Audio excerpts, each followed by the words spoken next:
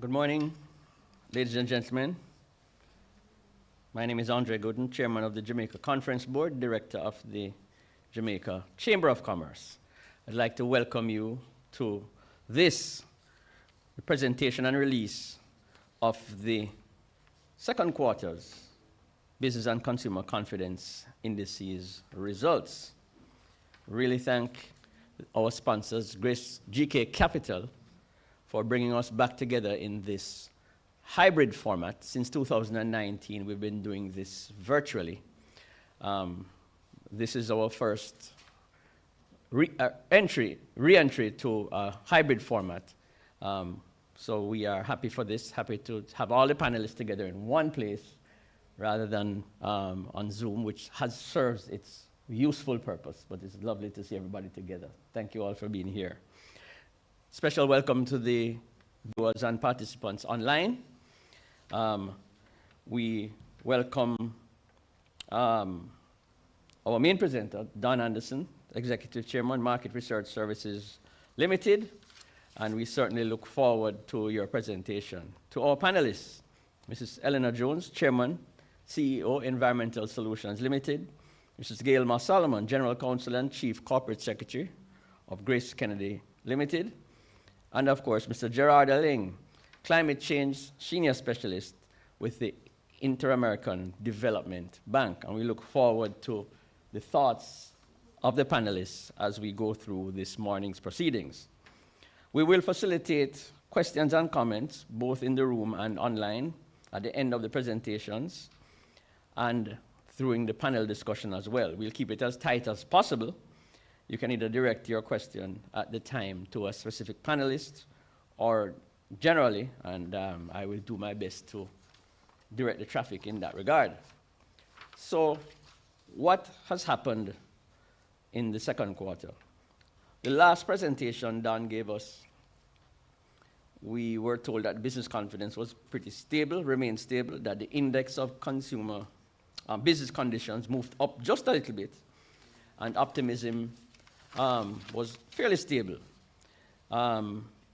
Consumers thought that the current economic conditions at the time were down about 4% over the previous quarter, but they did expect the trend to reverse. And there was great optimism about the future of business. So let's see what happens this quarter as Don comes to us. Special welcome to the President of the Jamaica Chamber of Commerce, Mr. President Philip Ramson, First Vice President Emil Leiber, Second Vice President Peter Graham, Past President Lloyd Distant, joining online, should be here shortly, and of course our CEO, Mr. Basil Watson. We know him by another name, but that's okay. Also special recognition to Kareem Tomlinson, Managing Director, GK Capital, Mark Gilzine, Executive Wealth Manager, GK Capital, Douglas Robinson, VP, Investment Banking, and of course, Rachel Greenland, Marketing Manager, Insurance and Investment for the GK Financial Group. We will now ask none other than Ronaldo, if my agenda is here, yes, Vice President of Research and Strategy for GK Capital, to come and present his overview of where we are and where we're going. Make him welcome.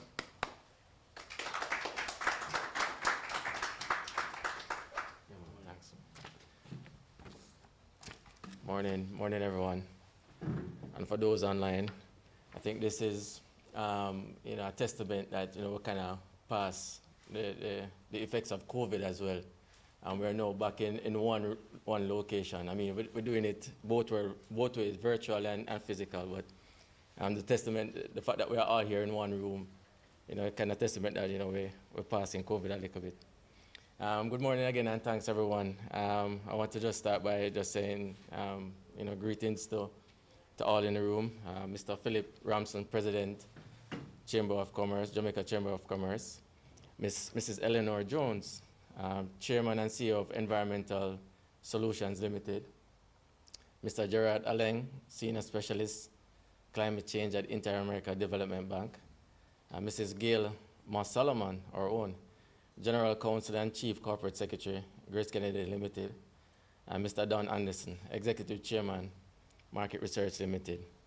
Other esteemed colleagues, members of the media, ladies and gentlemen, good morning again. Ensuring, I just want to paint a picture around the context of climate change, right?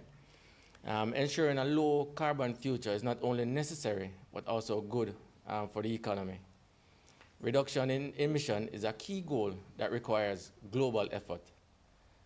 With each passing year, the stark reality of a hotter planet becomes clearer, and the ensuing risk to the global economy intensifies. So yes, this year will be the warmest on record. Not just says me, and based on what we're feeling now, but also said by the World Meteorological Organization. This is part of the effects of global warming. However, globally, countries are not aligned on the effects of global warming. So it begs the question, why should an issue that is widely considered an existential threat to the planet continue to raise such controversy globally? In part, not everyone appreciates the seriousness and urgency of addressing climate change and the risk to global prosperity. The truth is, the deterioration does not move rapidly in all instances. So the solution to some is not required now and does not require significant attention. This reminds you of the story of frog in a boiling water.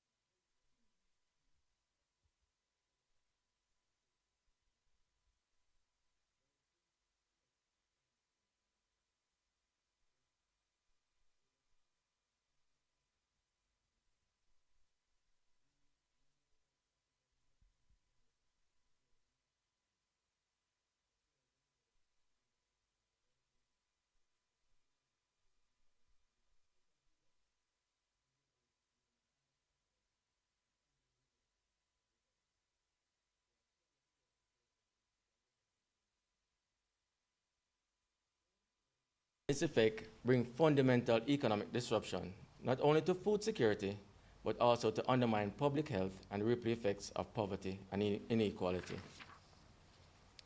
But there are several steps that we can take. Globally, we are not cutting emission fast enough and are falling short of the needed investment and financing and technology to solve the problem.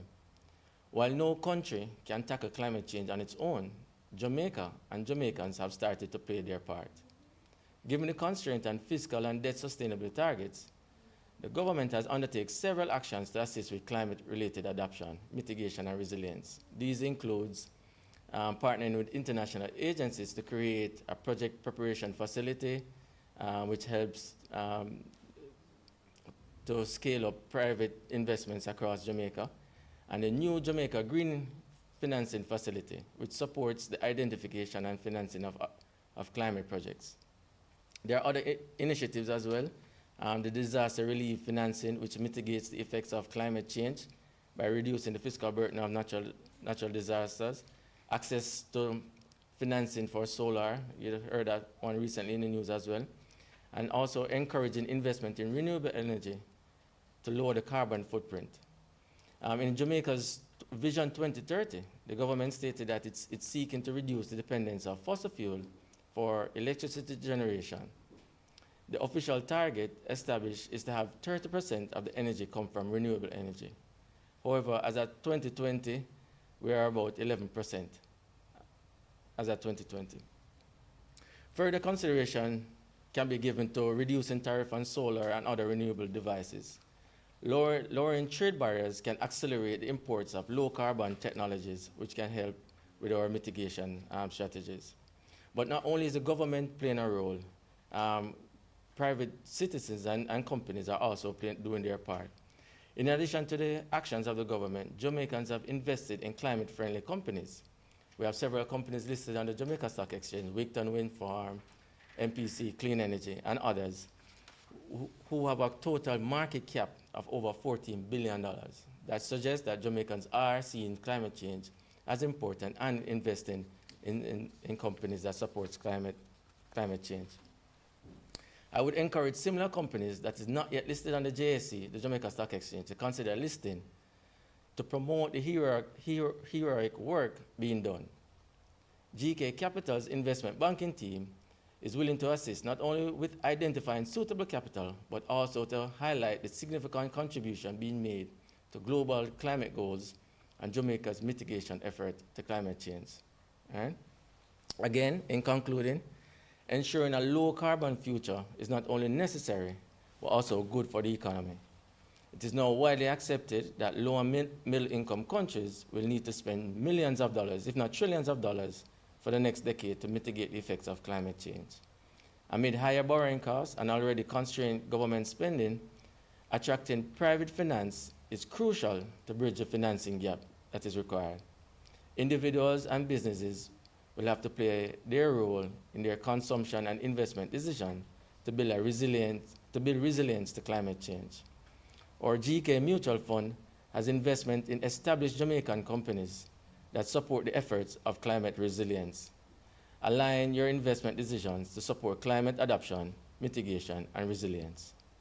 As TICO sponsors of the JCC Business and Consumer Conference, we're excited to hear today's presentation and finding by Don Anderson. Additionally, the subsequent discussion is likely to highlight investment opportunities that local firms can execute on. Thank you.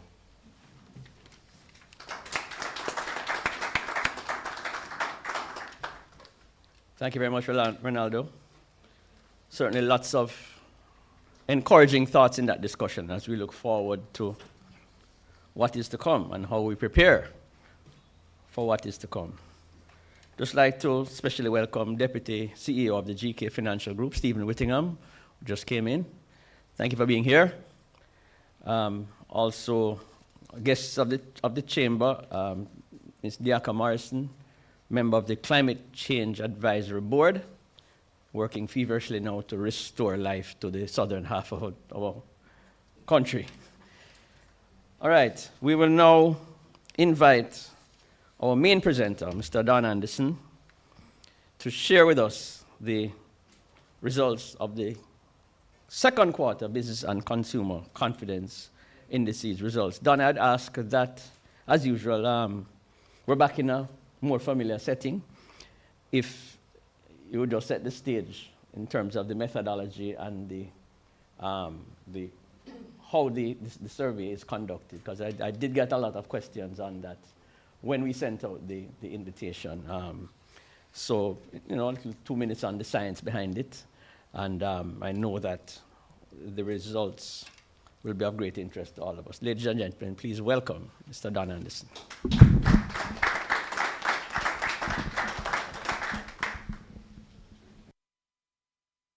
Thank you very much, Andre. Good morning to all. I say good morning to panelists here. It helped to obviously make this presentation a really exciting one.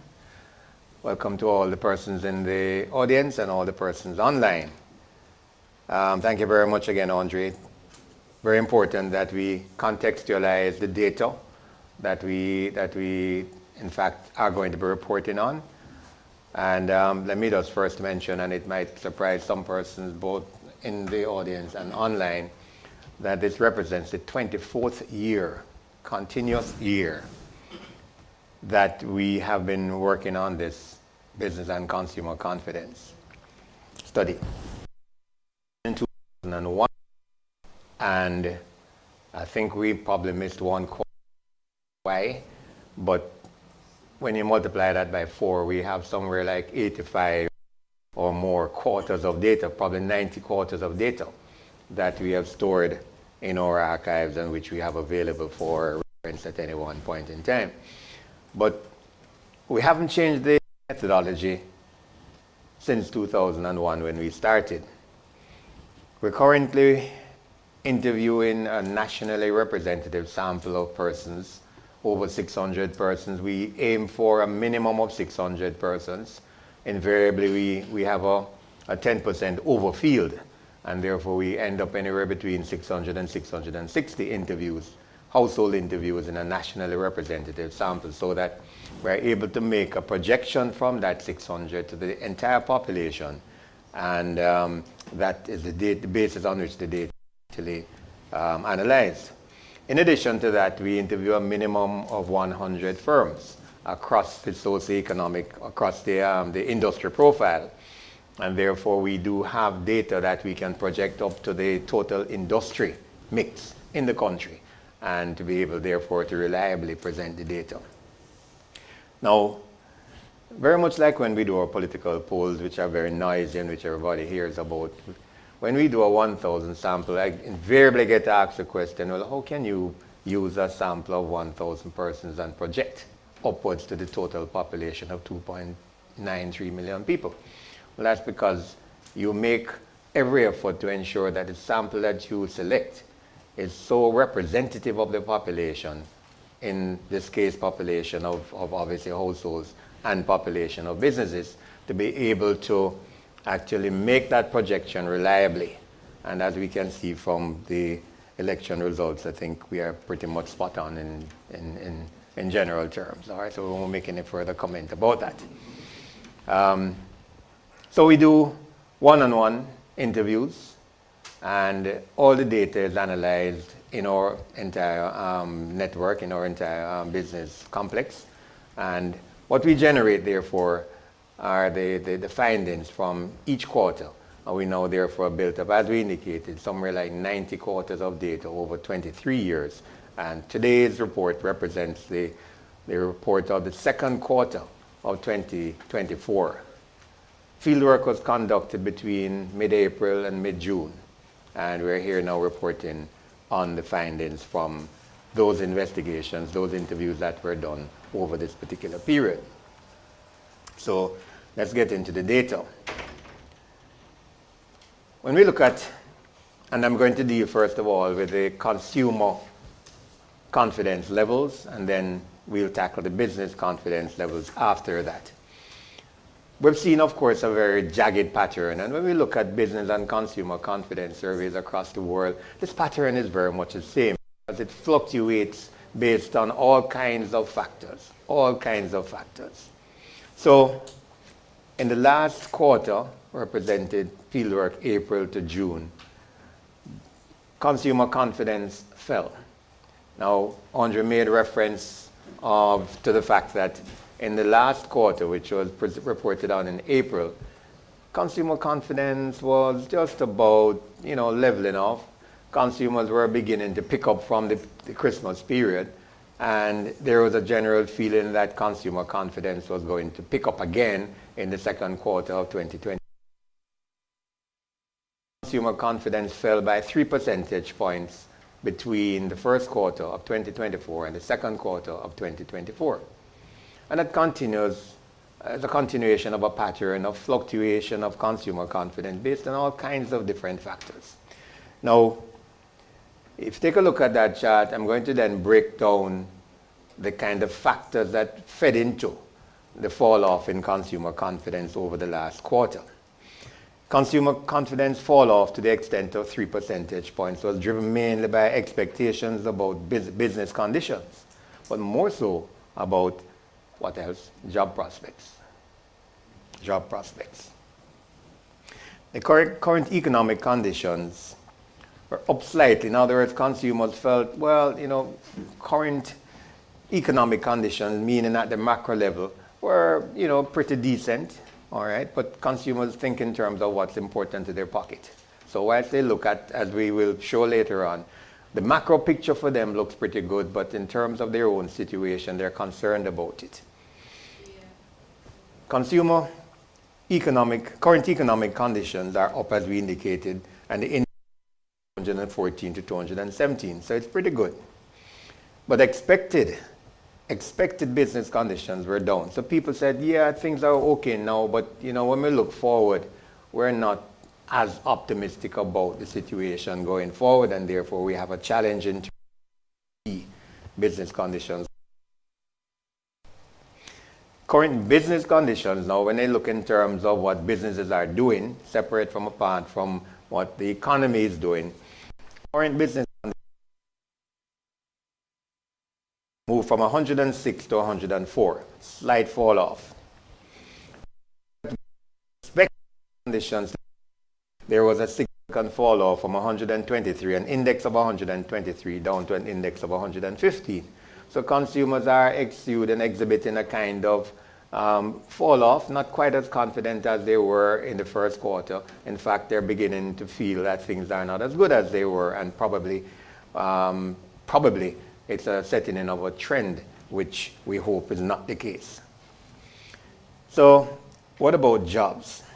Very important factor that drives how consumers feel about their own situation and about things around them. The index of job expectations went down by 6 points, from 33 to 27. Now we notice that in some instances the index is 200. In terms of job prospects, consumers have never ever been overly confident that jobs are plentiful. They've always been conscious about the fact that jobs are not readily available, and that's why that index is so low, 33. It fell to 27 in the second quarter of 2024. So we asked them, well, what do you think about business conditions? What do you think about job prospects? 28% only of the 600 plus persons that we interviewed expect the job situation to get better, which means if you flip it, then 72% didn't. All right? So 28% only expect the job situation to get better.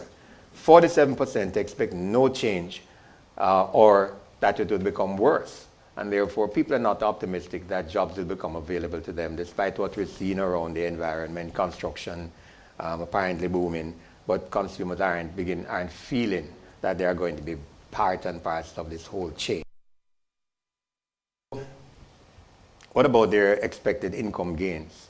Down 2 percentage points on the index. So consumers are not warm into the situation, and in most cases, the factors that feed into their confidence, those factors are down between 2 and 6 percentage points. So that's the reason why consumers' overall confidence fell by 3 percentage points. Okay? So we want to look at those conditions in a little bit more detail. We can see, for example, when we look at current business conditions, the consumers are reporting what they're feeling. In the first quarter of 2024, 16% of the consumers felt that current business conditions were good, but that fell to 15.7 percentage points in the second quarter. So there's a slight fall off. How does that compare with the second quarter of 2023? 15.5%. So not much different between the second quarter of 2023 and the second quarter of 2024, and really not much different between the first quarter and the second quarter, but business conditions for them not as good as it was in the first quarter of 2024. Look at the job situation. In the first quarter, 10% felt that jobs were plentiful, which is a very low percentage. So the majority don't think that jobs are plentiful. That fell in the second quarter to 7.7%. So again, consumers are pessimistic about jobs coming on stream for them.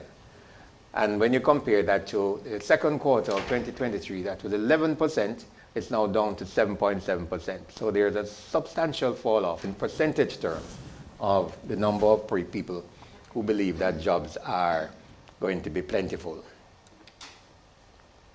What about business conditions?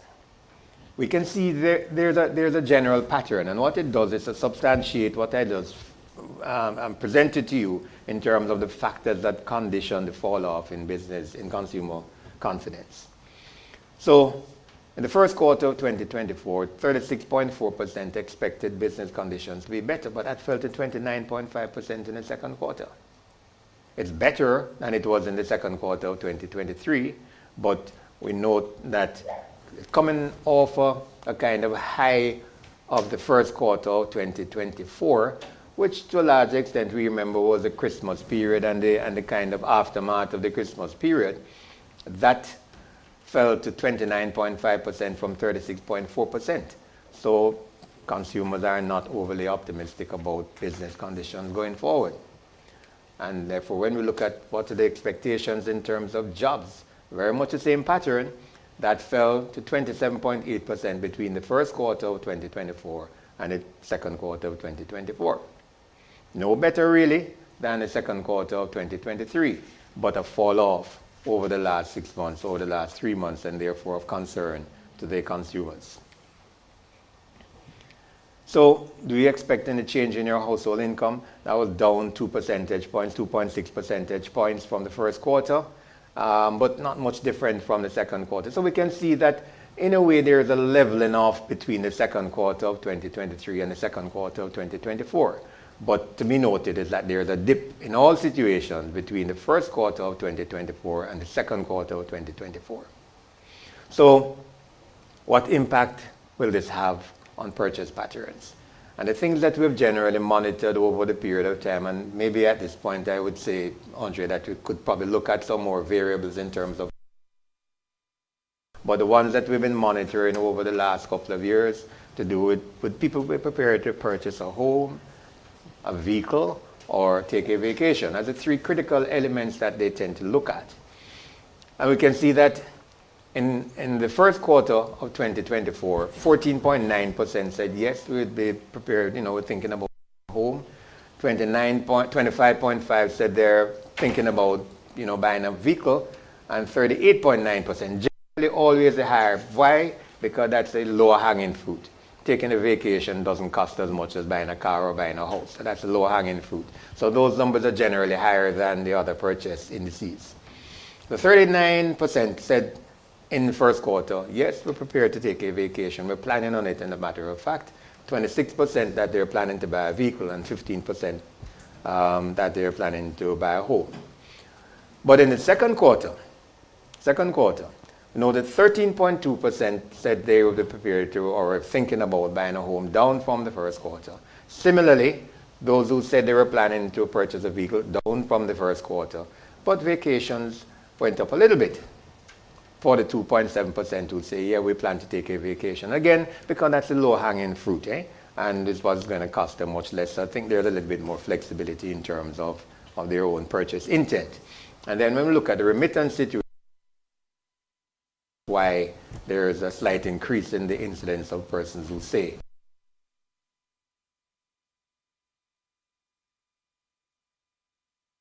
If you wish, when you look at the last year, sort of flatness.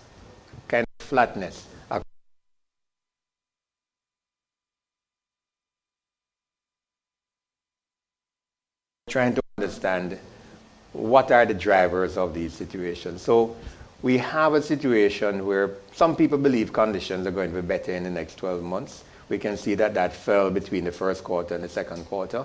And therefore we want to know, well, what are the things that people are saying why the economy will be better in the next 12 months? The number in the second quarter is lower than those in the first quarter. What are their reasons? The top 5 reasons are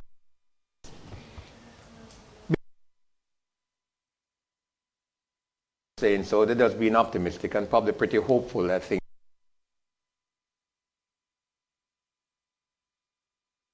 Entrepreneurship is on the rise. So people are looking around and seeing younger persons getting into all kinds of business.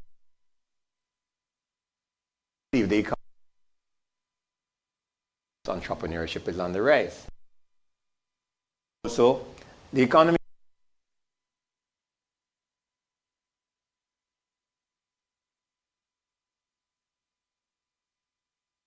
that new investors and new investments are coming in. So that 26% in the second quarter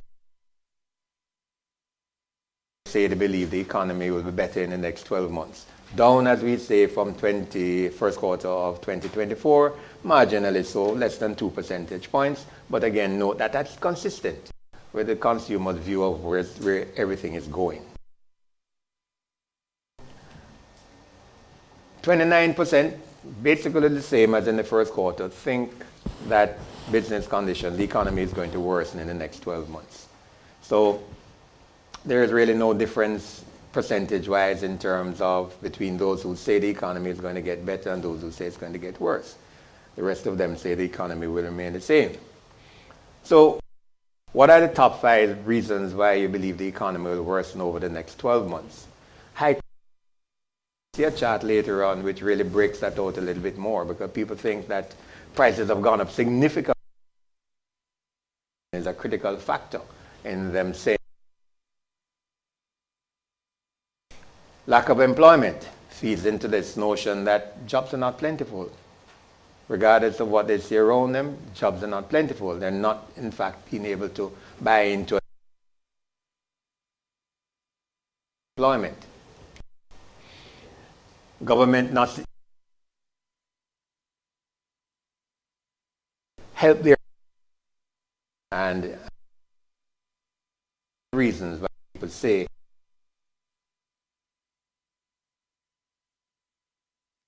increase in crime.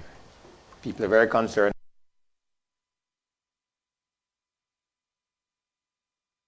of crime and violence. And finally, businesses are struggling to keep up. That's their perception, that businesses are struggling to keep up. Whether or not it is so, that's their perception, and therefore something to note. So these are the top 5 reasons why they say the economy will worsen in the next 12 months. So we asked consumers, so tell us about your experience in trying to maintain a family, to keep things going, to meet your daily household expenditure and so on. Well, 69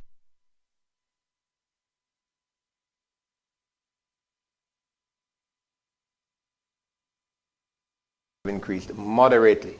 So everybody, 94%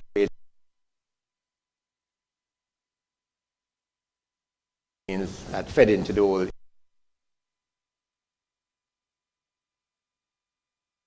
be less optimistic than we don't want to really reflect upon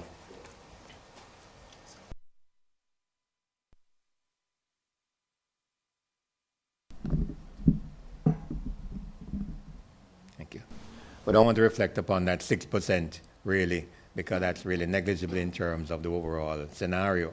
So 94% of all persons that we interviewed said prices have gone up, and that is feeding into the notion that the cost of living is really onerous. So this is a pretty open-ended qualitative issue that we're looking at here, for example. So we say, well, tell us, in your view, totally unprompted, so we capture the verbatim comments from persons. What is the most critical issue, or what are the most critical issues facing the country at this point in time? Standing out and sticking out like a sore thumb, crime and violence. 61% spontaneously mentioned that crime and violence is the most critical issue facing the country at this point in time. Seconded by unemployment, and we have a whole range. We haven't trapped anything below 1%, but these are the spontaneous comments that we got back from the people we interviewed, the 600 plus that we interviewed. Unemployment, 11%, poverty, 6%, corruption and favoritism, 5%, education issues, 2%, high cost of living, 2%, and a range of them down at 1%, not to be ignored, but of really small numbers. So, having identified that the most critical issue in the country right now, facing the country right now in the second quarter, we can see what the changes are over the first period. And to be noted, the percentage change might be negligible, but at a peak of 61%, that represents an increase of 2 percentage points over the first quarter. So people are, the trajectory is on an upward scale where people are citing that crime and violence is the most critical factor. It was 59% therefore in the first quarter and 61% now. So that there is no let-up. People are very concerned about, and we want to make this point, and to make it noisily perhaps, that people are concerned about crime and violence. It is the largest single factor that they believe the country faces right now, and that it is on the increase. It certainly increased between the first period of 2024 and the second period of 2024. So perhaps even more worrying than that basic statistic is that 61% of those persons we interviewed expected to get worse. So not only are we looking at a situation where 61% now feel that crime and violence is the most serious issue faced in the country, but 61% felt it would get worse. That's really worrying, all right? Only 11% felt it would get better, and 28%, again, at a high level, said it would stay the same. So there's a worrying pattern for us as a country, okay? So we then again asked them, what should be done to address crime and violence? So we're therefore searching for answers, and here we got again verbatim comments. We trapped exactly what people said to us, and these are being reported on right now. That 32% said more jobs to young people. 32%, same as the top answer, clamp down on corruption. People are concerned, and I must take a segue into something else and take a little digression. We did about 3 surveys on corruption issues in 2019. We'll never forget. One was for the National Integrity Action, one was for the Ministry of National Security, and one was for the Global Corruption Barometer entity out of Germany or somewhere like that. And all 3 studies pointed to something that was very worrying as far as we should be worried about, that 70% of the persons felt that corruption was a way of life. All right? Just leave that with you. 32% said clamp down on corruption. 32% said more stringent penalties for fines for crimes. 29% programs for the unemployed. 28% better paying jobs for the youths. 27% better policing. 22% bring back capital punishment, prison reform, and more international support. Now, these numbers, of course, are adding up to significantly more than 100%. And it might be obvious, but we get asked this question sometimes, how do the numbers add up to more than 100%? It means that persons were able to give us several different reasons, several different factors that they thought could address the crime situation. So people are very involved in the kind of responses to what could be done to redress this whole problem of crime and violence. So that adds up to several hundreds. Therefore, each person was given more than one answer, and we have trapped all of them basically verbatim. We see in the right column there the change over the period, and more jobs to young people. In the first quarter of 2024, that was 21%, and moved up to 32%. And clamping down on corruption, 32%, that moved up from 29% in the first quarter of 2024. So we see these are issues that are occupying the minds of persons, and they have provided for us here their verbatim responses as to what could be done to deal with this whole monster of crime and violence. So we asked them, and we presented a number of different sectors that we felt were critical to growth and people's feeling of well-being in the country. And we looked at the police, the small business sector, the government itself, the health services, roadways, public transport, education sector, water supply system, and the power supply system. And we asked, well, how confident are you that each of these will change positively over the next 12 months? And we can see that if the green represents extreme confidence, and we can look at those, for example, as probably the critical answer that we need to look at. And in very rare circumstances, are people confident that there will be positive change over the next 12 months?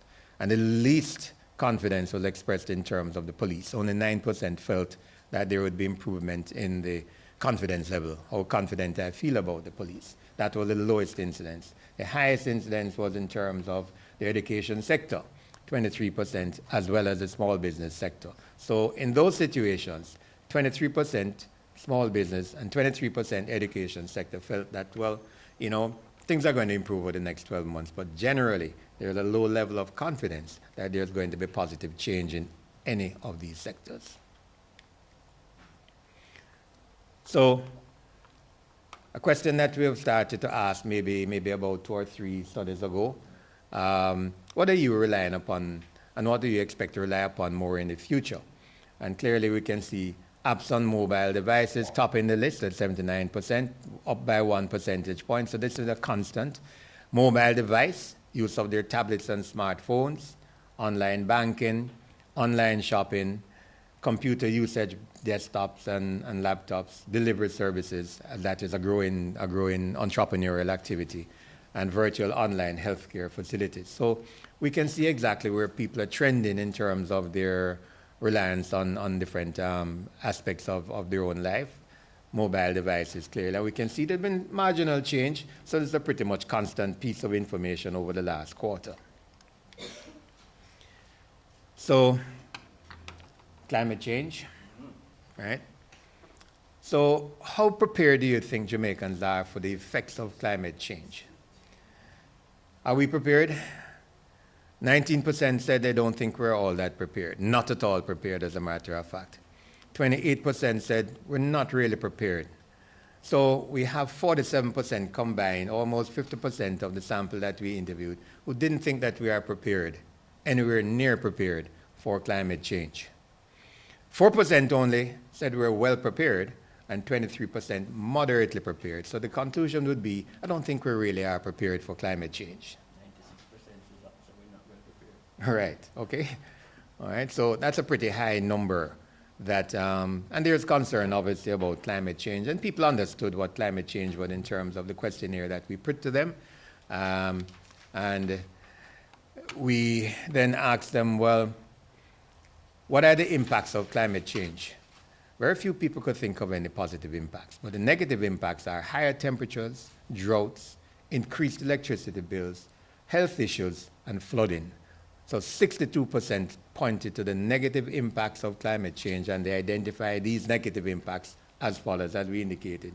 Number one, higher temperatures, droughts, increased electricity bills, health issues, and flooding.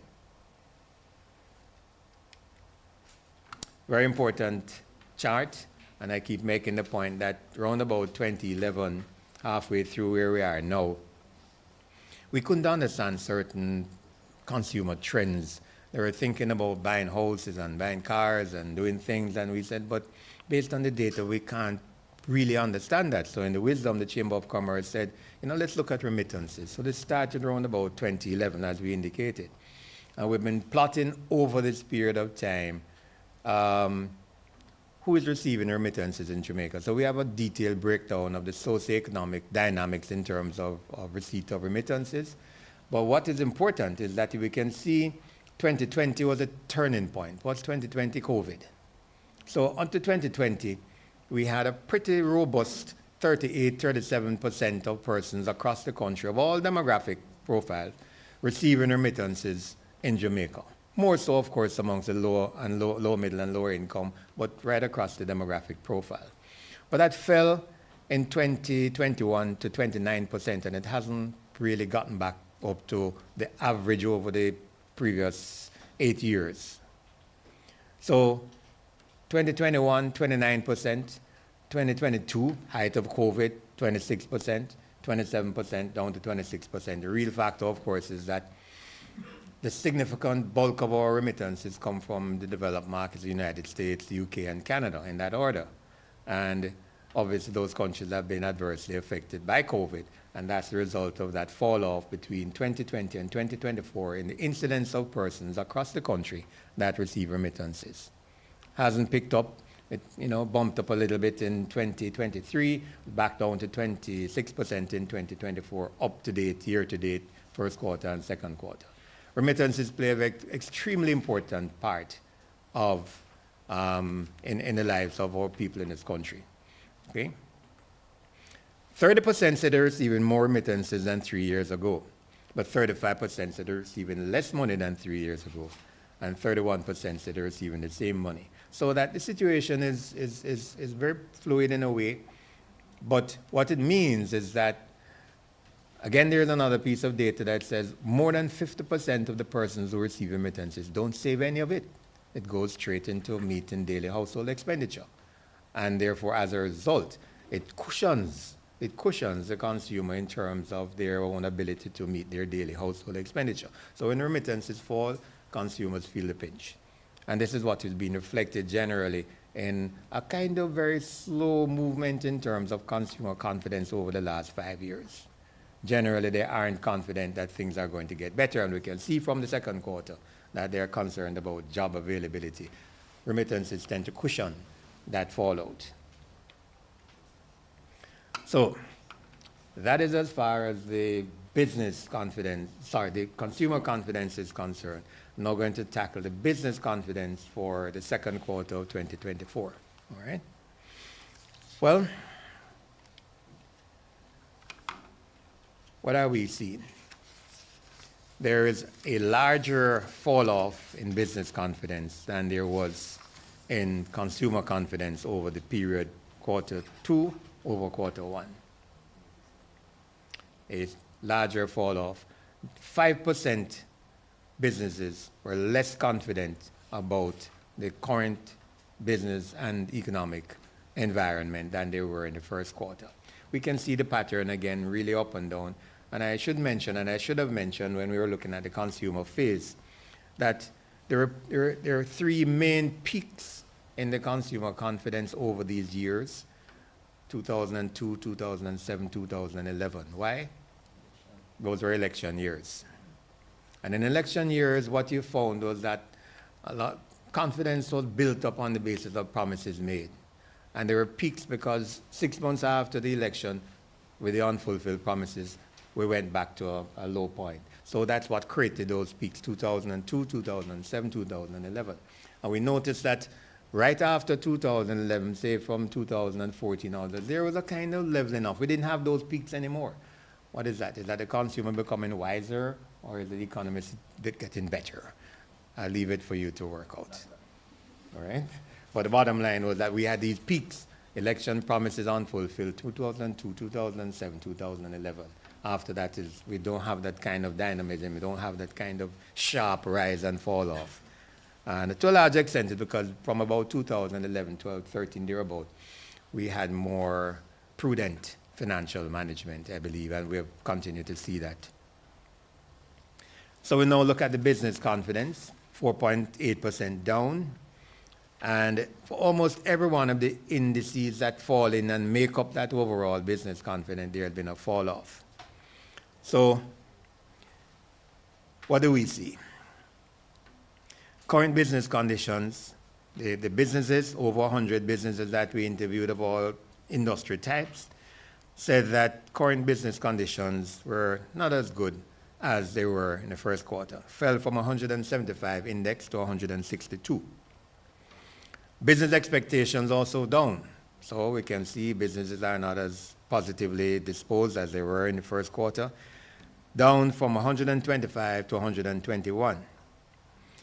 Interestingly, they felt that their current return on investment was somewhat stable. There was no change. It was 102 in quarter 1, 102 in quarter 2. So no change. But businesses are not as bullish or not as confident about the investment climate in the second quarter as they were in the first quarter.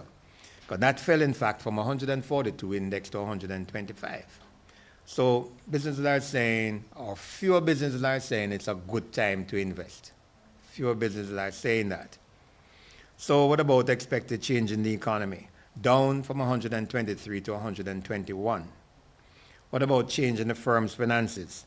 Down from 163 to 155. So businesses are saying, well, the second quarter is not as good as first quarter. And change in profitability was down from 160 first quarter to 155 in the second quarter. So businesses, like the consumers, are not as confident about where they are now as they were in the first quarter of 2024. So we look at this overall trend, and we can see that the peak over the last 6 years was in 2019, just before COVID, of 143.6. That's the index of business confidence. 2020 fell drastically, COVID, to 120. Gradually picked up back, 124.9 in 2021, 137 in 2022, 140 in 2023, and we said, okay, we're on an upward trajectory. Well, it fell so far, first quarter and second quarter, to 136.3 reflects, therefore, how businesses are feeling about their own situation right now. So there's a dip in confidence of 3 percentage points over the first quarter and the second point, 3.4 percentage points to be exact. All right? So let's dig a little bit deeper into the whole situation. What about current profits? How do they see their current profits? That's significantly down from the second quarter of 2023 compared to the second quarter of 2024. 23% in the second quarter of 2023 said that profits were better than expected, so things are picking up. That fell to 17.9% in the second quarter of 2024, but remained the same over the 2024 first period and the 2024 second period. No change. Right? So the first two charts on that look pretty much no change over the two periods. But we need to look back at the year to date, and 23% expected better profits in the 2023 period. That's down to 17.9% in the 2024 period equivalent second quarter. So what about investment and expansion plans? Now, we note that between the second quarter of 2023, 53% said it was a good time to invest. Second quarter 2024, that's down to 50%. When we look at what the first quarter was, there were 62% of the firms in this first quarter of 2024 said it was a good time to invest. That dropped 12 percentage points to 50%. So what's happening? People are more concerned about their whole situation, profitability, business climate, and there are other factors that we will see feeding into that notion that it's not really, it's not a good time to invest, but fewer firms are believing it is a good time to invest. All right? We're not saying it's not a good time to invest. Very important to make that distinction, but that fewer firms are now saying it's a good time to invest. What about the firm's finances? 70% expected in the second quarter of 2023 that their finances would improve. That fell to 61.6% in the second quarter. So over the year, we have seen a fall off of some 9 percentage points. And when we compare that to the first quarter of 2024, it's a 10% fall off in the expectations that their finances would improve. So businesses are concerned, no question about that. What about their profitability? We see the same kind of pattern. In the first quarter of 2024, 66% said they expected their profits to improve, but that fell to 60% in the second quarter. Very consistent data. Businesses are saying, we're soaking up a lot of pressure right now.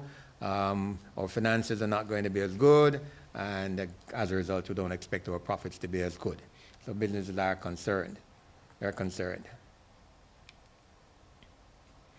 So what is your view of the economy now, overall? We can see that in the second quarter of 2024, only 39% of the businesses, now we know as researchers, we don't like to qualify the pejorative terms like only and so on, but we need to just make a note that that number was 39%. 39% of the businesses expected the economy to get better. That fell from 41.5% in the first quarter, but note, fell significantly from 50% in the second quarter of 2023, who said that they expected the economy to get better. So businesses are saying there are some concerns that we have, and we're reflecting them here in the terms of the data. So those persons who said that they expect business conditions to be better, 39% down from 42% in the first quarter, we asked them, well, what are the reasons for saying so? So we didn't leave it hanging. We probed the businesses to find out, why do you say that business conditions are going to be better? You're pretty optimistic. What are your bases? Well, again, some general kinds of responses we got back, and we again trapped these verbatim. people said the economy is recovering, so we believe that, things are going to get better. People are saying, I'm just optimistic. So very much like the consumers are not holding on to anything concrete, they're just pretty optimistic that things are going to change for the better. All right? Then some sectors will improve the economy, and they made mention of things like the tourist sector, of course, construction sector, are going to improve the economy. Also, government policies will, of course, drive the economy. So that feeds into that 39% who said that the economy is going to be better over the next 12 months.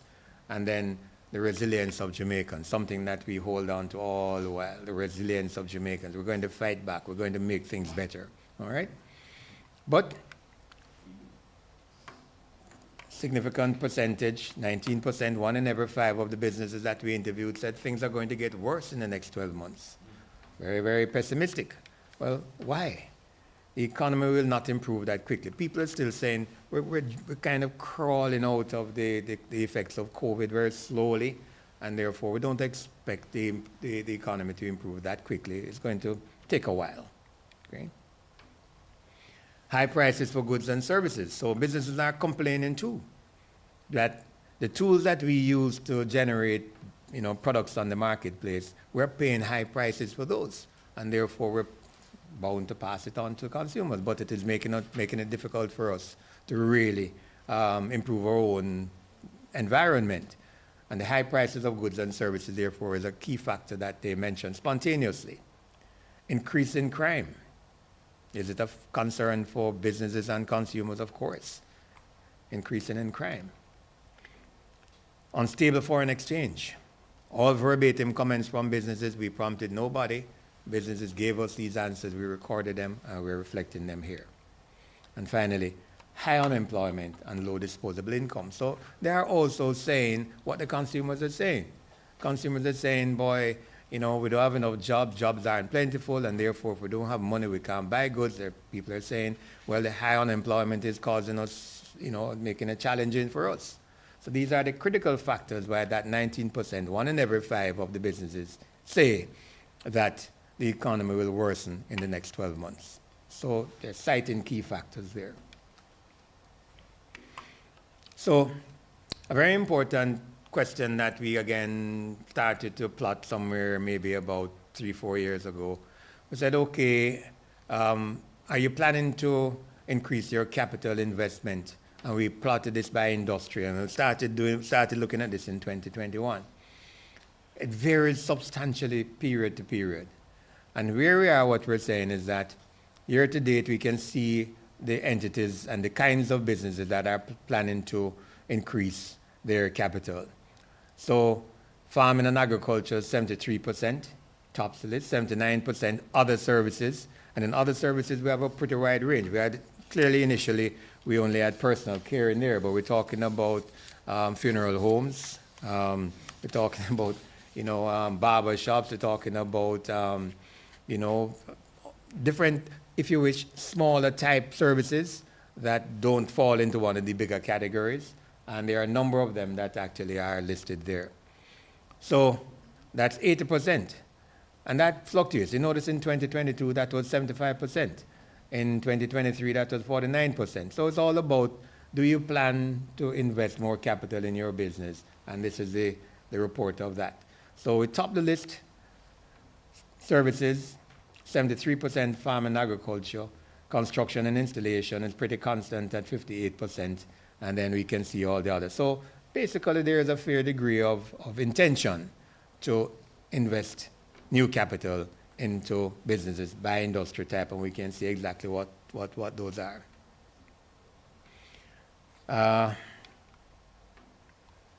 So we're drilling down more, and if we reflect upon how businesses currently feel about their own environment, what are the factors that are impacting your decision to undertake business expansion?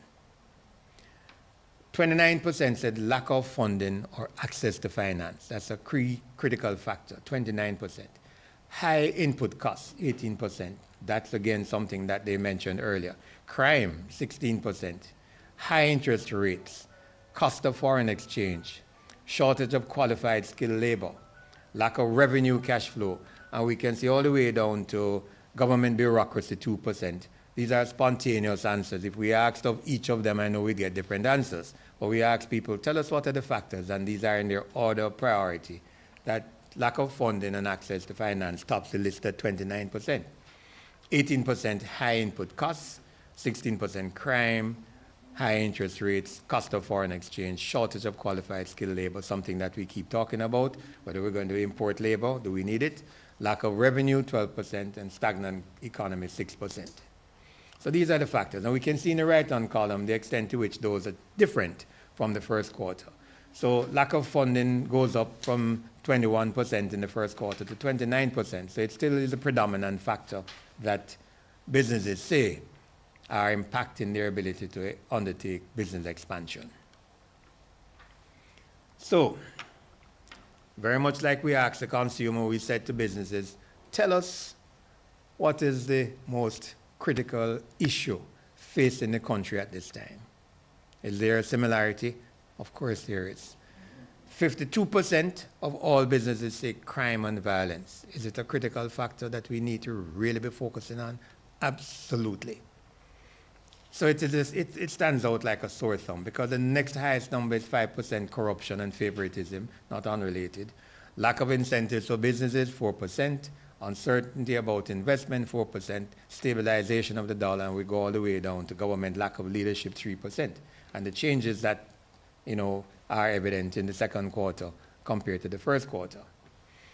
But equally challenging. Now we could merge the two charts, consumers and businesses, and we have the same result, because we then ask them, what change do you expect? 61% expect crime and violence to get worse of the businesses. Same kind of situation as far as the consumers are concerned. These are the views of the consumers on the one hand and the businesses on the other hand, right? 61% expect crime and violence to get worse over the next 12 months. Same kind of data as we saw in the consumer. So what do you think should be done to address crime and violence? And the consumers are thinking the same way like the businesses, or the businesses are thinking the same way the consumers. More jobs for young people. So they cite that as a key factor. 22% better paying jobs for the youth, 20%. So there's a youth factor related to crime. Is that what they're saying? Basically. 17% viable programs for the unemployed. 17% more stringent penalties, very much like the consumers are calling for. Clamp down on corruption, very much like what the consumers are calling for. Better policing, more social intervention, more educational opportunities, bring back capital punishment. All verbatim comments that are not dissimilar to the kinds of solutions that are being proffered by the consumers. And we can see the changes over the period. But the key factors that are now identified, more jobs for young people and better paying jobs for the youth. Key factor, youth being a critical component in the resolution, basically is what they're saying. Okay. We ask the same question and we get the same kinds of answers. Where do you expect your confidence to grow? What sectors do you expect to be more confident about over the next 12 months? And we can see, represented by the green to the extreme right, that there's not a high degree of improvement in confidence for any of the sectors. And again, as we will probably see, least of all for the police. 14%, 5%, 19% overall.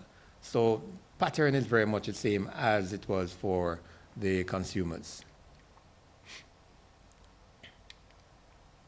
So what are the areas of technology interest that businesses have that they believe will improve their own business operations? And we can see businesses are saying we're already heavily involved in technology, so we expect that to continue. And that was a 17% improvement on the first quarter of 2024. So that was 37% originally, now 54%. We can see where they're going. Social media advertising, new hardware, electronic payment solutions for customers and suppliers, new customized software, virtual security systems, and so on and so forth. We can see the degree of importance that they attach to each of those. But 54% say they are really heavily invested in technology. The other 46% giving you the areas that they intend to expand into or to use and rely upon more. So, very much like we did for the consumers, we asked them about the level of preparedness of Jamaicans for effects of climate change. 31% of the businesses say that we're moderately prepared, but only 3% say we're well prepared. Only 3% of the businesses say we're well prepared for climate change.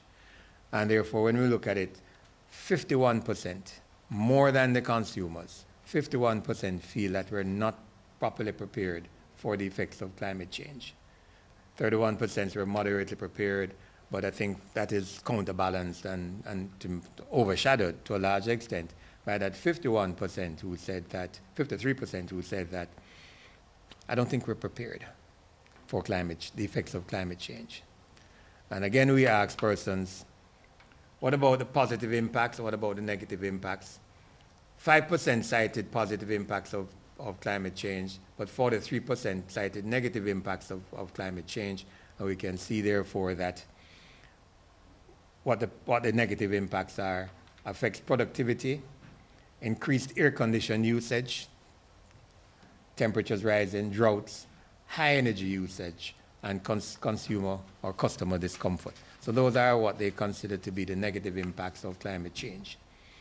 So in both situations, people are concerned about the impact of climate change and to a large extent don't feel that we are adequately prepared for climate change.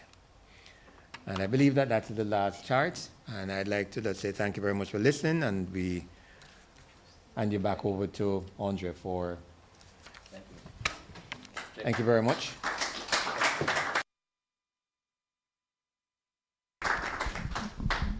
Thank you. Thank you, Don. Really a lot to unpack there.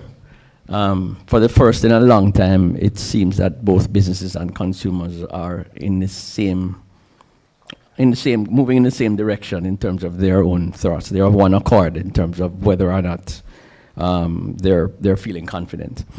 One thing that stood out, and I want to ask you just before we invite the panelists, how many quarters in a row do we have to see something to, just to remind us, before you consider it a trend? Is it 3? I would say 3. Mike? I would say 3. May I indulge and just say that when we look at the political situation, the trend tends to be longer. In other words, we will see a pattern, 3, 4, 5, 6 different surveys. We can say, yeah, that's a predictive tool. I think when you look at business and consumer confidence, I don't think we've seen a pattern where the same result is evident over more than 3 quarters. Right. All right, because it fluctuates so heavily, you know. But I'd say 3 periods is about what is norm. Okay, thanks. And the other thing I'd want to point out or ask is in terms of the critical issues relating to the state of the economy. We note that climate change is not there at all. At the bottom of the scale, in a 1%, I see something about roads and water, but those together are about 1%. So it's very significant based on the esteemed panel we have here and the discussion on climate change.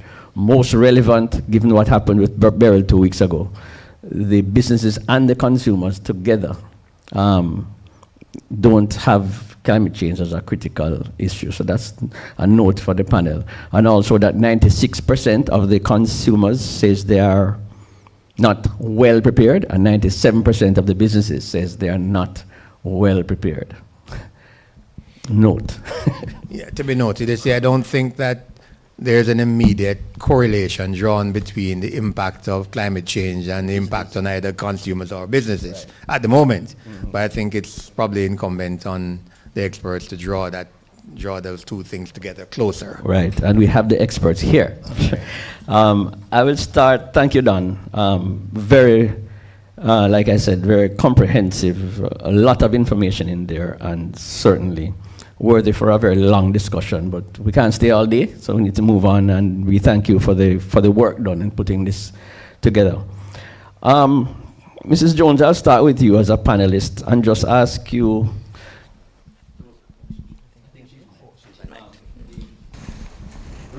Remove your environmental hat for a moment and speak to us as a business person now, small to medium business, I would say. The results of the survey just shared with us by Don in terms of business and consumer confidence, are they in keeping with what you see in your business and in your interactions with your consumers, your customers? No, that is a short answer.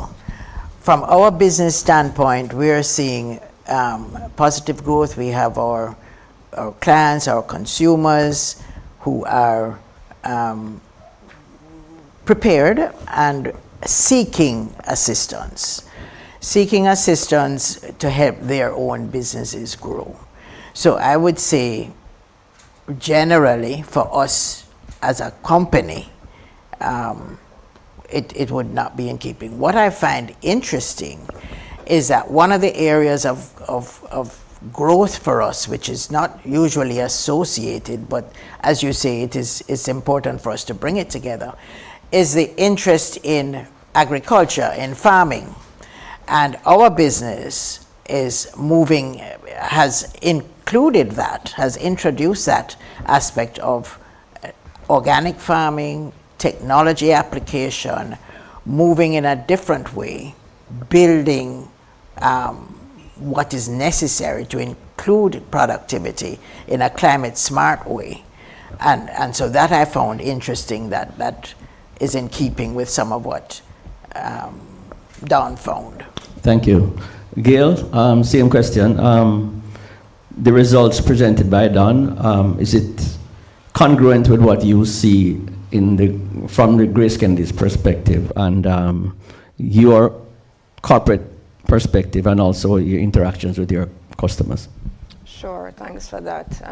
The presentation was fascinating, really a great deal of good data and insights. And what I would say from the Grace Kennedy perspective is that we are essentially a microcosm of Jamaica. We employ approximately 2,000 persons, and so what tends to be happening in the overall economy, we definitely see a reflection in our own businesses. So in line with what Don would have presented, our Q1 results were published in May, and they were positive. You know, we saw upward of 8% growth in revenue and 2% increase in PBT, so positive.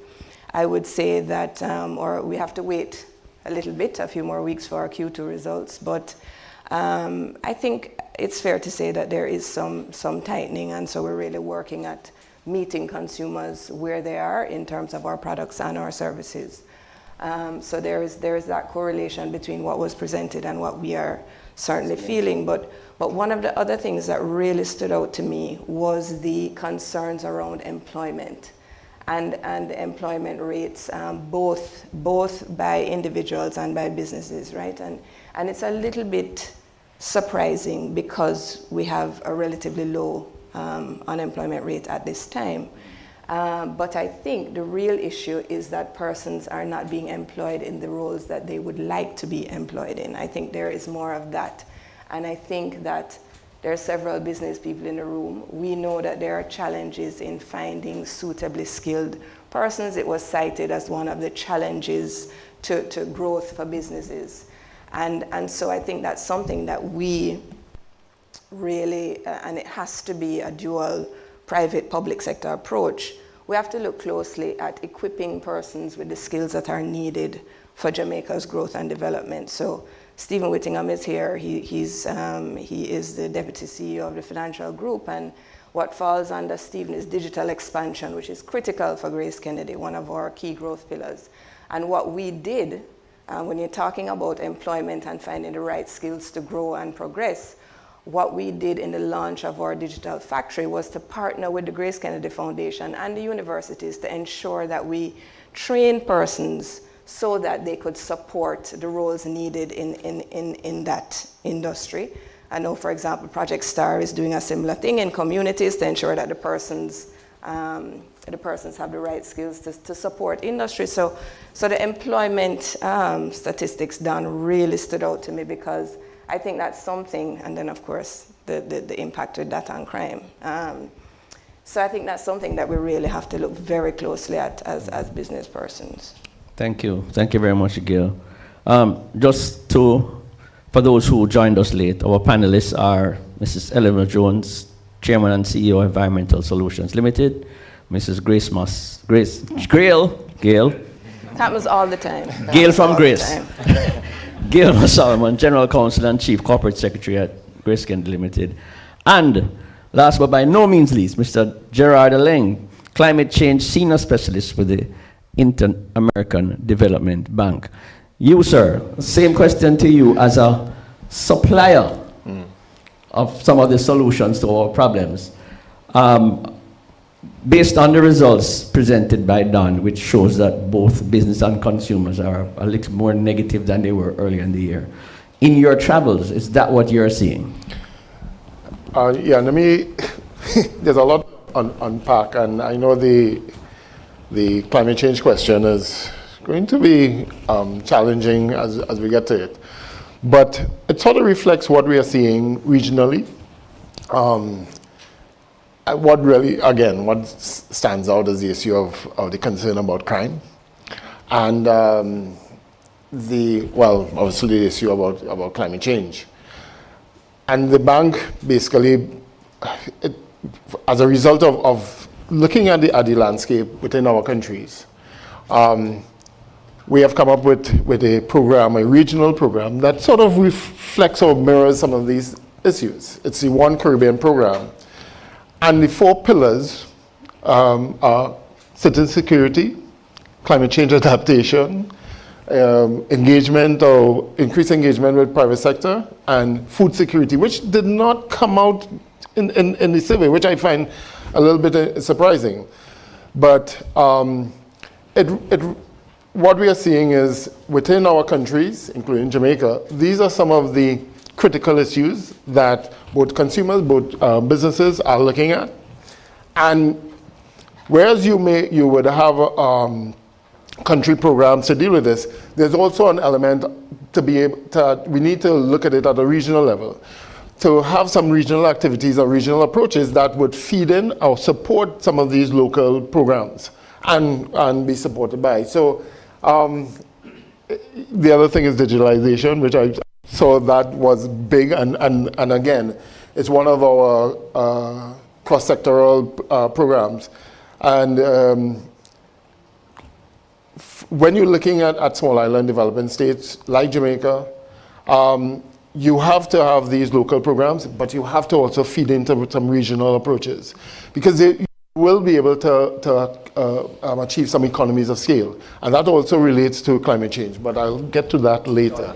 One thing that I would love to know, as you look at the data, whether you also looked at it, or can you look at it from a spatial variation perspective? Because Jamaica is not homogeneous, and especially when you look at, say, the climate risk, or even things such as people's perspective on the business environment, whether there is spatial variation.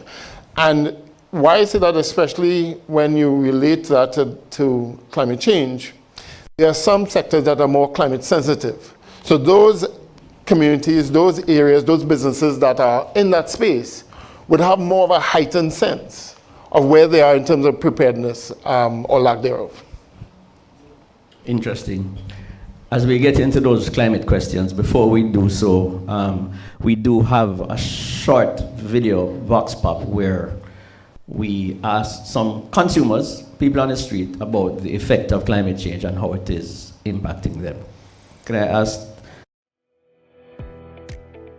Yes, I do believe climate change is happening because the temperatures these days are getting hotter and hotter, and the weather pattern in terms of rainfall or extreme weather is evident all over the globe. I definitely believe that climate change is happening. The reason, the sun is hotter, The natural disasters are more intense. There's so much earthquakes happening. And just the other day we got buried. Most certainly, Jamaica is hotter than normal, right? And I was listening to something and it said that the prediction for this hurricane season is predicted to be way more than normal. So that's supposed to show you that, back then we never used to have that much, it never used to be this hot. Well, I am unbearably hot these days, and I don't think I'm menopause. Well, where I live, the roads are bad and the draining systems are bad. So when there's excessive rainfall, the streets are flooded. So I can't leave my house. I can't really go anywhere if there's even a little rain. So yeah, that's what's affecting me. It's so interesting that you asked me this question. Climate change has literally displaced me. I reside in St. Anne with my family, but because I need to get business done, I literally had to change my entire location. I had to relocate to somewhere where I could get some connectivity because what? Poles are down, no connectivity. There's just so much happening. It is hampering the way that I conduct business. It's slowing me down and I need to get things done. So I have to change my location altogether.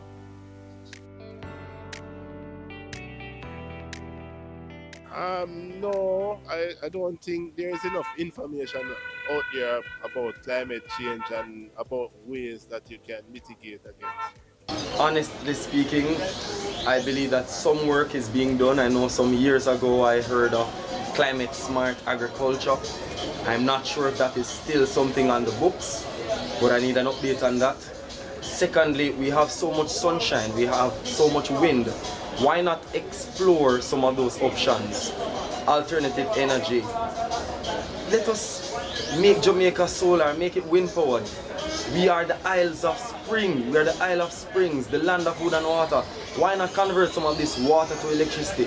Why not break away from this monopoly of the JPS? Why not just make a change for the people? I know that there's a private and the public sector, but the people matter. If the people of Jamaica leave Jamaica, there is no Jamaica. Promoting electric vehicles and the push for power plants to be renewable based or even natural gas based, which is cleaner and less polluting. And then also to lobby the larger countries who have a bigger impact on greenhouse emissions to try and get them to adopt policies that reduce emissions in their country. The businesses, well, depends on the business, but for the ones that contribute to the emission of greenhouse gases, I guess they should find alternate sources of energy to limit the release of those gases that are harmful to the environment that contribute to climate change. Well, definitely, I think all Jamaican businesses can embrace the concept of going green much more. Also the concept of recycling. Why not make some petition to the government to say, yes, we are private sector, but we would like you to place more emphasis on recycling. Recycling of the glass, recycling of the cardboard, recycling of the plastics. I remember some years ago when I started to collect recycled bottles, it was $4 a pound. That's ridiculous. I am looking around right now, standing in Halfway Tree, and I don't see one glass bottle in sight. Why not? The Malta, all of those bottles, they are being sold at a rate that is profitable. Why not incentivize plastic collection, cardboard collection? If we want Jamaica to improve, if we want to combat this real enemy of climate change, we have to be the change. Why not start now? We are killing ourselves. So let us start now and stand firm on the thing. Don't start for 1 month and then we go back to square one. Change can be accomplished. Wow. Don't need the panelists anymore. Yeah. Absolutely.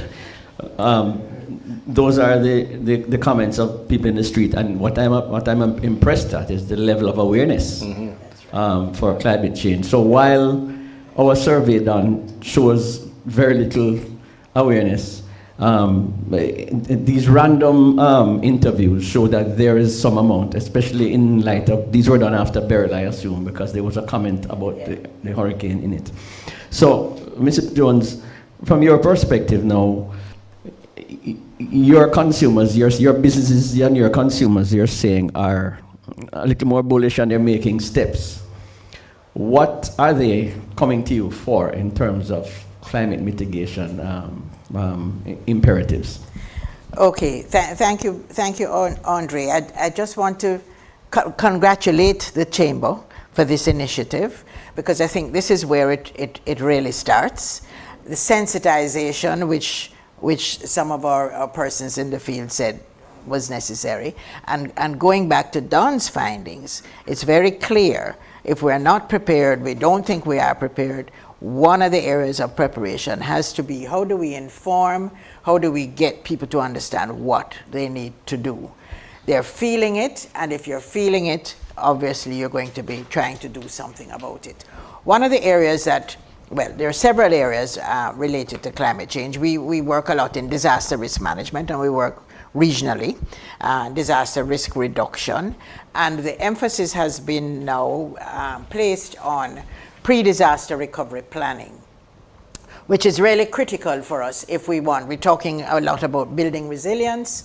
We have to understand what is it that we are vulnerable to, and how do we ensure that we have continuity of business? How do we ensure that we have continuity of agriculture? How do we ensure that we have continuity of government?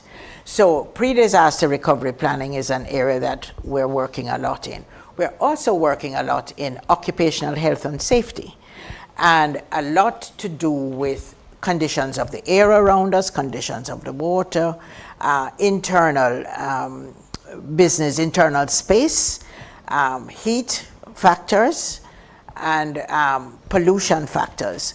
So we're guiding in many ways companies to move towards, companies and governments to move towards facing the fact that climate change is real, the urgency is now, and Beryl is, I think, has been a wake-up call in some ways, because you hear people now talking about things that they never talked about before. So, and Beryl is, Prime Minister Motley in Barbados talked about climate change as being superlatives.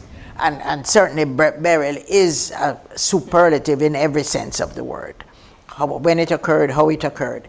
And I would like for us, and one of the things, education is another area, that training that we do a lot in. I just want to take the opportunity to say, we talk about not getting direct hits, and to say that Beryl was not a direct hit is misleading. And the whole business of how we view direct hits, if the eye doesn't pass over, directly over the country, we say we have not been hit. And that's not true. Because if you look at the impact of many of these events, not only hurricanes, but flood events which occur, you are hit, because your economy, your livelihoods, your people are dislocated. And so we have to revisit that. You know, how do we do that? The other thing that we need to, and that again no disaster is natural. We speak about natural disasters all the time, but disasters are not natural. Disasters are created, the events are natural. How we handle those events is what makes the difference. When the hurricanes go up in the Atlantic, we have no disaster. So it's not a natural disaster at that time. It's a disaster that is produced by natural circumstances. But the term natural disaster, I suppose, is easy, but we need to begin to rethink that, and that's some of what we are working with. Thank you. And I think I commend you for the work being done in terms of sensitization and preparedness, because I know has been an uphill battle, but it's getting a lot easier now because of how relevant climate risk is coming at us. Gail, same question, similar question. How has climate risk really affected the Grace Kennedy Group, and what is being done to safeguard not just the business but its consumers, its customers against the threats brought to us by adverse climate conditions? Okay, thanks for that. You know, I think Elena touched on something really important, which is sensitization, education, and planning.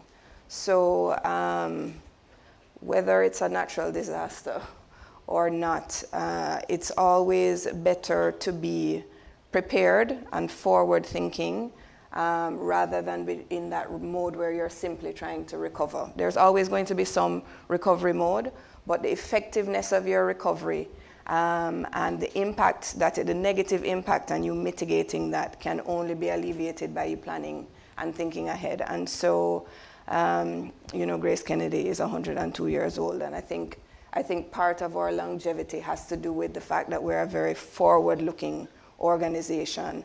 And so looking ahead and planning and protecting ourselves is something that sort of comes naturally to us.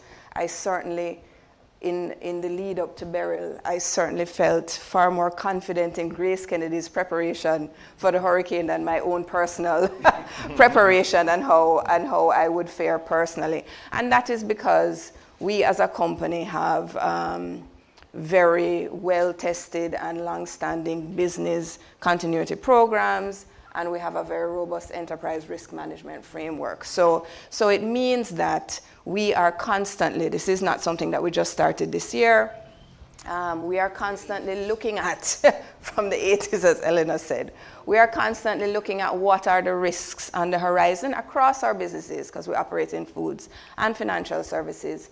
And our robust risk team is looking at what are the ways that we can mitigate those risks, and in fact, what are any opportunities that can come out of those risks, because we recognize that we have to operate profitably, but in a sustainable way. And you can find that balance. It's not an either or, they actually complement each other. And I just want to make the point that the reason that I'm sitting here is not because I'm General Counsel of Grace Kennedy, but because I am the chairman of the Environmental, Social, and Governance Committee of Grace Kennedy.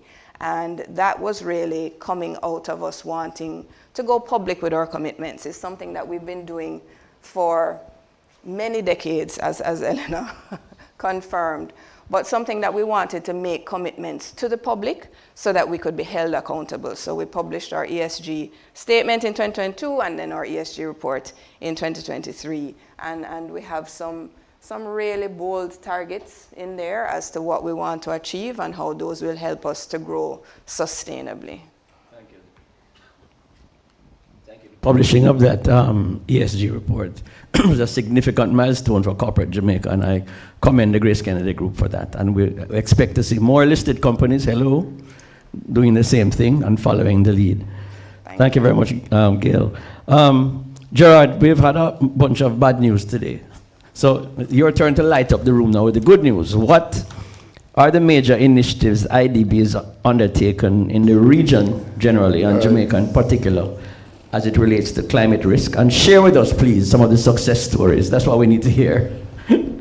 All right, well, before I do that, let me set context, because I really did like the interviews, because it included a number of things that within the climate change discourse are critical and people have to deal with. One of the things that we have committed to a warmer world. With the Paris Accord, Paris Agreement, it's a warmer world. How warm that world will be is going to be left to be seen. But we have the target of keeping it under 2 degrees Celsius, and ideally 1.5. And we all know the slogan that CARICOM has supported, 1.5 to stay alive. But it means you are in a warmer world. And that means a need to adapt to that warmer world. The other side of Paris was that you committed yourself to emissions reduction, of a shared responsibility, shared but differential responsibility.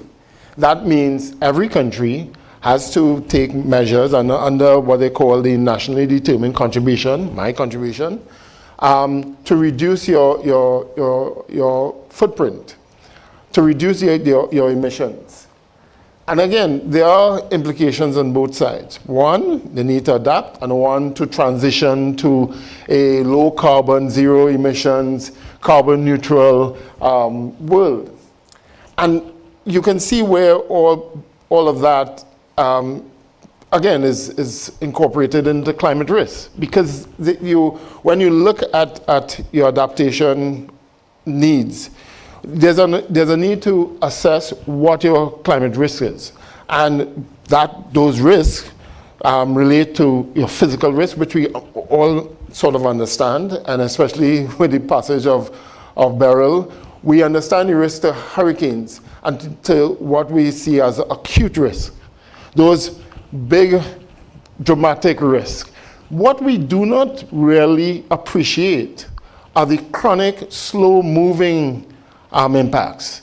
And as you think about the increase in heat, and again, some of the people on the interview said it, like, it's getting hotter. But it's not getting hotter going from 0 to 100. It's getting 0 to 0.1.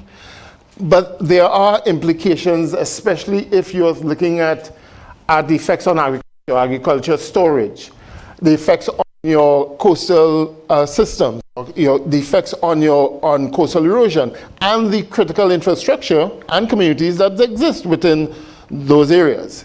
And it's that a need for greater appreciation of those physical risks. The acute risk, people get, understand or have a greater understanding on, but it's those chronic risks or slow-moving risks that you have to, impacts that you have to look at. There are also transitional risks.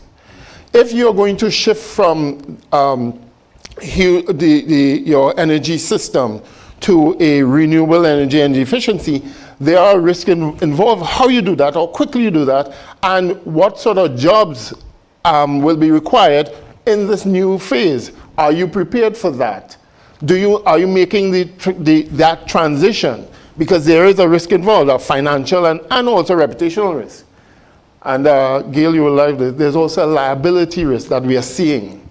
That you're seeing now a lot of new cases coming up. People or communities businesses taking governments to court on their climate response. We haven't seen that yet, but it will come. And you speak about disclosure. Yeah, and as people become more sensitized to it, and there's a lot more information, and the wonderful internet is giving people access to information, as you said, about your disclosures. And shareholders are also asking their companies what are they doing and how are they are managing these risks. For us, from the bank perspective, we are also looking at that and incorporating these elements into our operations. So we have set a target for making sure all our programs are climate Paris aligned, so that it's not negatively increasing emissions or improving resilience. We are also set targets in terms of the amount of financing, and this is one issue that came out, that is available to our clients in terms of concessional resources to deal with this issue. And then we are doing, we are a knowledge bank. And one of the things that we really are stressing is, as you spoke about dissemination and sensitization, it requires knowledge, it requires information, and we are generating a lot of that throughout the region. So this is how we are approaching it. That within the region, we have the One Caribbean program. We have, as we deal with our countries and we implement projects, that whole idea about climate risk is incorporated into our programming. So any loan that we have within Jamaica, within the region, both Latin America and Caribbean, now has to bring in this climate change risk element into it and provide solutions to manage those risks. Okay. So that's just a little sample of what we are doing, both at the public and private sector. Okay, thank you. Don, I think as the chamber commits to continuing with dissemination and market sensitization, I think I would ask that we somehow in the survey continue to track climate-related questions. So we can take that back to the office and put that into the, you guys are in the field now for the, shortly I believe, for the third quarter. So we need to be able to continue to make the market aware by asking questions of the community and what they're doing. So I will commit the chamber to that and hope you can do that for us, Don. Okay. I was thinking indeed, when I listened to Gerald speak, that this almost requires a survey on its own. It's such a very important aspect of our life going forward, now and going forward. That may very well require that we talk some more to see how we could deal with that. It will certainly help to inform policy and strategy and direction. Right, indeed. Well, I can tell you that in former times when the business and consumer confidences used to fluctuate wildly up and down, several government offices, including the OPM, were waiting with bated breath to see the results in order to formulate whatever other strategies they had to do. So if we can bring the climate question into it as a regular part of our survey, it would certainly continue the awareness. Go ahead. No, I just wanted to add, following on Jerry's points, and an important thing for us to think about is adaptation, because climate mitigation is extremely important. Net zero, reducing emissions, we have to do that. But as a small island developing state, and certainly as Jamaica here, we have to look at what are the implications of this climate risk and how do we develop coping strategies. Jerry mentioned the coastal erosion, and we're there. Sea level rise is also real. Mm-hmm. Our coral reefs are bleaching, so our natural protection is going. We're also destroying it as we rip up the mangroves to put in structures. That's, we have to think about that. And with sea level rise, water or coastal aquifers are being compromised, because as you have saline intrusion, we're also reducing. So there are so many interrelated factors. Mm-hmm. And I would like the opportunity to just share, I was sharing with Gail earlier, that just this morning I received a report on Medellin, Colombia. I don't know if anyone has seen that, but they introduced in 2016 a greening program for the city. And over the time, what have they seen? They have seen a reduction, because the greening program was because of heat. They were, creating heat islands, just as we're doing here in the urban area, and high levels of pollution from traffic and so on. So they decided, they went on a massive tree planting and vegetation planting exercise, corridors and so on. But what was significant is that they have seen a decline in their temperatures by 4 degrees Fahrenheit. Over what now time that period? is between 2016 and now, which is amazing. Yes. Mm-hmm. Yes. And you know what else was amazing, I found intriguing, was that the trees, a lot of the trees they were planting to combat pollution in particular, were mango trees. Mango. I mean, because of the mangoes have, tremendous biological and chemical characteristics.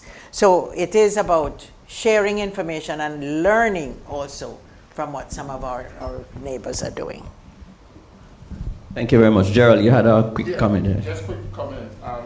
This appreciation of your natural assets is quickly becoming of critical importance, and for the bank and others, part of the approaches to management has been utilizing new financial instruments. And one of the big ones that we are seeing has been debt for nature conversions, that utilizing the, say, management or conservation of these areas as conditions for for your debt conversions. And big ones that we have seen that we have been involved in, we have done one for Galapagos, largest marine protected area, but we have also done it in Barbados. Belize has been involved also in their Blue Bonds program, and there's another one coming within the region that also is putting this focus on the protection of the marine environment, using that as your natural assets, and utilizing the savings to manage those natural assets. Because you're seeing the connection between livelihoods, economic feasibility, and environmental management. And so keep watch of that. Especially in the case of Jamaica, this is something that Jamaica can focus on as it moves forward, as it tries to manage its climate change program. Right. There's actually a question online in terms of IDB doing the research now in terms of positioning themselves to assist. Mm-hmm. Are there connections being made between extreme heat and disasters and the impact on supply chains and delivery of products and services? So in other words, tracking the weather element against the business results. Yeah, what we are, the areas we do it in differently. We are supporting, and somebody spoke about the WMO, World Meteorological Organization. We are supporting the network of hydromet stations and the strengthening of those, and the strengthening of the capacity for the Met services. There's a big regional program that we are involved in. And water. Because one of these things that is critical is to get that information, to get early warning systems in place, because yes, the connection with disruptions to supply chains, the disruptions to roads, disruptions to EMEA ports.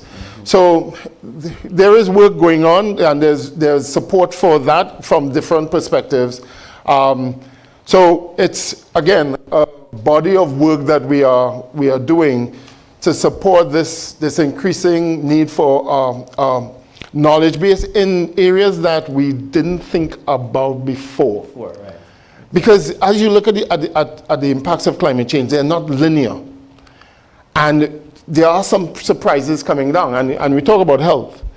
And we talk about the increase in vector-borne diseases, which there's a lot more need for researching, but also in terms of heat, the effects on food spoilage. Right. Big one. So there's work that we are supporting in these areas. Right. I think there is going to be a time, Don, and the comment has come in one of the comments here, that we need to do a little more deep dive in exploring the nexus of issues between food, wastewater, and the digital nexus, and the issues being explored into how that affects the whole ecosystem known as the business side of things. Another question, Mrs. Jones, in your surveys and I know you do a lot of research in order to direct your own path. We need more information on who would be the main contributors to the climate change in the global space, and should small countries such as ours, who are not highly industrialized, be blamed for the global environmental changes? I don't think we are being blamed at all. I think we are part of a global network, and we are committed to the Paris Agreement. We are committed to all these, our own national determined contributions. So we need to rise to mitigation. But what we must do is pay attention to adaptation. So we have to, one of my favorite phrases is taking charge of your vulnerability. Yes. We are responsible for ourselves. We know that we made globally, there were commitments to providing funding for small island developing states and areas which are vulnerable. Yes, and that's important and that should be pursued. But I think in the interim, we have to ensure that we are not creating our own vulnerability. We are not creating our own risk, which regrettably I'm saying that in Jamaica in many instances we are doing. And so we need to take responsibility for that and ensure that we identify that risk, we identify how we are exposed, what are we exposed to, and somebody mentioned, I think it was our sponsor's remarks about being people-centric, and we have to do that. Yes, indeed. All right, we have about 5 minutes. I'm going to ask the panelists. Let's bring this back down now to the man in the street. Gail, if you could start and just say what, make your own comments, but then you can say what are we as the general populace now, should we be doing? Using the Grace Kennedy footprint as the corporate example, what can me as like the gentleman who we saw on the survey, what more can they do to mitigate this issue of climate risk? So, Andre, that's actually an easy one because for those, it was all gentlemen actually that we heard from, which is a little bit interesting. But it was very positive comments. And what they need to keep doing is holding people accountable. So they need to hold their representatives in government accountable, and they need to hold us as private sector accountable, and there are very effective ways to do that. And I want to speak directly to two of the gentlemen. So one of them talked about companies taking bolder steps in relation to greenhouse gas emissions. And that sounds like such a lofty and challenging goal, particularly for the smaller companies. But what I would say is just start where you are. So of course, Grace Kennedy, we are a larger, well-resourced entity, and so we do have part of our ESG strategy to reduce our greenhouse gas emissions by 2026. You know, we are already tracking Scope 1 and Scope 2 emissions in some of our subsidiaries. The intention is to expand that. So we have a strategy and we have put it out there to the public, and these gentlemen and the ladies need to hold us accountable. So that would be one. The other one is that particularly because this forum is about business. For business people, it is not all negative. There are, in fact, opportunities, and I can cite 2 live opportunities in Grace Kennedy.